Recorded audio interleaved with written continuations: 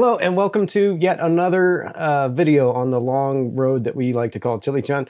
And I've got another sauce from the current season of Hot Ones. This is one that I love the original and I'm curious to try. This is Los Calientes Barbacoa, which I was dismayed to find out it doesn't have anything to do with actual barbacoa. Well, you know, I'm from South Texas, so barbacoa has a certain meaning to me. It is hyper greasy cheek meat and cow face meat on tortillas on Saturdays. This isn't about that. I think this is more referencing barbecue. So this is meant to be like a Los Calientes take on barbecue sauce, which I'm intrigued to try. Yeah, check out this label. It is, you know, it's bold and it looks good. It's nice and simple. I can't fault them on that. And as you make your way around, we've got a pretty nice ingredient lineup too. So going down the line, we've got peppers, applewood smoked jalapeno, chipotle, habanero, lime juice, agave nectar, apricot, apple cider vinegar, apple juice, tomatillos, salt, roast garlic, onion, culantro, cumin, black pepper, and celery seed. Many things. And actually this ingredients, I don't have my, I killed that bottle quite some time ago, but it sounds real similar to the original Los Calientes to me. So I'm wondering maybe just the smokiness is going to be the change. Ooh. All right, on to the Malaysian mother of pearl handcrafted hot sauce tasting spoon. And it's almost got the color of mole a little bit. It's kind of like a rich reddish brown and there's like visible chunks throughout. Look at that. That's a pretty nice looking sauce. What a color. And it's got the color of roasted vegetables, roasted peppers, and it's got the color of chipotle a bit to me.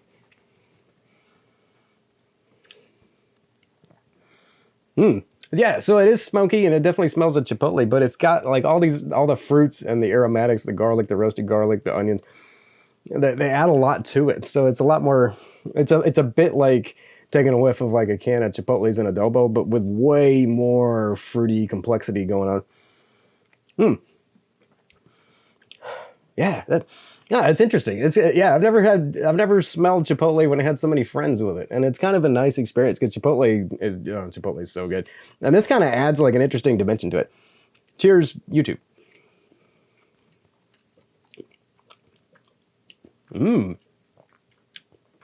Yeah, it tastes a bit like mole, just a tiny bit.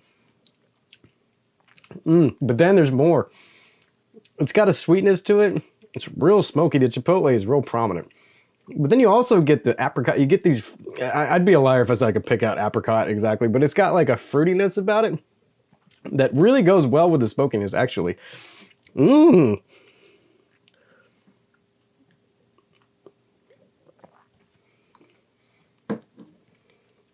Okay. I kind of see what they're talking about now. This is a bit like a mix between a Tex-Mex hot sauce or a salsa and like a barbecue sauce. Just a bit. Because it has that vibe. It has everything you would want in a barbecue sauce, but so much more complexity. The aromatic business going on in here. The black pepper actually kind of really makes a difference. The black pepper comes through and kind of cuts everything. And just provides this nice mouthfeel, almost reminiscent of like a Scotch bonnet or something. But I don't know, it's like the exact right amount of sweetness. Just any more would be a little bit annoying, but it's like right there on the edge and I don't mind. And then the smokiness and then the tart and then the fruits. But there's like this underlying savoriness from all the aromatics.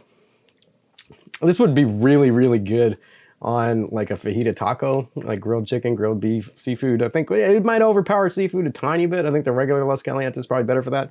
But for like red meats or chicken, this would be super good. And you could totally put this over, like, I don't know, like I feel like I want to put it on a burger.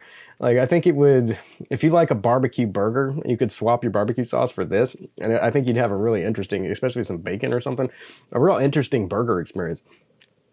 Super good, and the burn, it's hotter than you'd think. It's not like novelty hot by any means, but it's got like a. It comes on a little bit slow, and it's a little bit pokey and stingy on the tongue. And it's probably sitting around like a high 3 like a low 4 on my scale. You know, with 10 being like maximum tolerable by a non-chili head, and then on past that being like life-altering chili insanity. This is like a 4, like a low 4, I think. And so it's gonna, like, if you're a non-chili head, it's gonna get you a proper burn. And if you eat in enough quantity, I think it gets you there anyway. But the flavor is gonna keep you coming back because it tastes really good. Yeah, wow. I think I still like the original Los Calientes better, but this is a really cool change up, and I think they did a nice job. The B word, I get that they're not from around here, so they probably weren't thinking like barbacoa plate, you know, with cilantro and the diced onions and the barbacoa meat and stuff. And so, you know, for 90% of the country, it's probably not that misleading. If you're from South Texas, it's a bit misleading because you're like, oh man, I've always wanted the perfect salsa for my barbacoa taco. I don't think this is that. Stick with your cilantro, onion, and lime with your barbacoa. It's already perfect. You don't need to mess with it. But this, for your barbecue, your actual barbecue, or for like, even like a chopped barbecue sandwich, I think this would kick it up a lot. It would be super good. Yeah. Should you buy it? Well, how much is it? I forgot again. So this is a Heatonist exclusive. So you're going to have to, or a Heatonist exclusive. So you're going to have to go buy it from them. And this is currently going for $12 a bottle. I mean, with that logo on it, you're never ever going to pay less than 10. It's just the reality. They just can't do it. Is it worth it? Oh, man. If you're an enthusiast and you've got to have the whole collection to further express your love for hot ones, then yeah, you're going to buy it anyway. If you're just buying it as a sauce, I admit $12 is pretty expensive for what you're getting. But I can't really think of a sauce that tastes like this. Like it doesn't have the same problem that like the Last Dab and some of the other like Eye of the Scorpion I did recently have, where they can't really justify their price because they're just not good enough. But this one, man, it's pretty good. It's one of the more interesting sauces I've had in a while. It's got a really delicious flavor and a pretty good burn considering. How everything in here is 0 calories is kind of a surprise, because I think there's food in here somewhere. So there's got to be some calories, but it says none. So, you know, maybe they go away because of the chipotle. I'm not sure. Yeah, I don't know. 12's a lot. If you can catch it on sale at some point, which is kind of a joke considering, you know, the logo's on it and the company selling it, that's just not what happens. But if you could catch it for less than 10, I think it'd be easier to recommend. But if you got the money, it's pretty good. It's really pretty good. And it's a bottle I could see using pretty quick. I think on wings it would be super good too. Any charred meat is going to be exceptional.